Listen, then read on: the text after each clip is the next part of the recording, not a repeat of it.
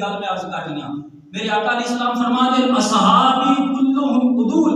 آپ فرماتے ہیں میرا ہر صحابی عادل ہے. ہر صحابی عادل ہے. ہر صحابی میرا عادل ہے. ایسا کا ایمان ہے. اگر اس کو علاوہ اگر کوئی بندہ کسی بھی صحابی کے بارے کدے بدگمانی کا شکار ہو جائے اس بندے کا اہل سنت و جماعت کا کوئی تعلق نہیں. اہل سنت کا نظریہ کیا ہے کہ ہر صحابی جنتی ہے, ہر صحابی عادل ہے. اس کے علاوہ جہاں کسی بھی صحابی کے متعلق بدگمانی کا شکار ہوئے وہ بندہ سنی نہیں ہو سکتا تو اس بندے نال کدے ساڈا تعلق بھی نہیں ہو سکتا ہے. یاد رکھ لو جہاں صحابی رسول کا نہیں ہو تیرا میرا کس طریقے ہو سکتا ہے. تو کسی بندے نے جب عرض کیتا نا جی آج کل بڑا آرام پسند ہو گیا ہے تو میرے آقا علیہ السلام نے فرمایا نہیں. آپ نے فرمایا نہیں مینوں اپنے غلام کا پتہ ہے.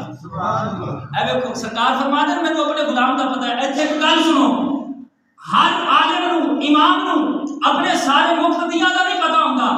عالم خطیب امام اپنے سارے مقتدیاں کی گارنٹی نہیں دے سکتا کہ سارے میرے مقتدی میرے نال ٹھیک نے. اسی طریقے ہر باپ اپنی پوری اولاد کی گارنٹی نہیں دے سکتا. وہ یہ نہیں کہہ سکتا کہ میری ساری اولاد ٹھیک ہے.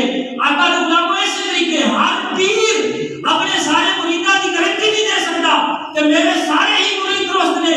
لیکن صدقے جائیے کملی والے تو آپ نے قیامت تک اپنی امت کو پیغام پہنچا دیتا. آپ فرماتے ہیں میرے غلاموں اصحابی کلہم عدول. آپ فرماتے ہیں تسی کسی کی گارنٹی نہیں دے سکتے. میں محمد اپنے سارے صحابہ کی گارنٹی دے گا میرے سارے صحابی جنتی نے اور سارے دے سارے عادل ہیں. ہر حضور کا صحابی عادل ہے.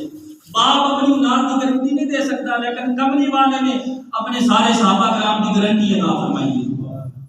تو آپ نے فرمایا نہیں. جب بیٹھے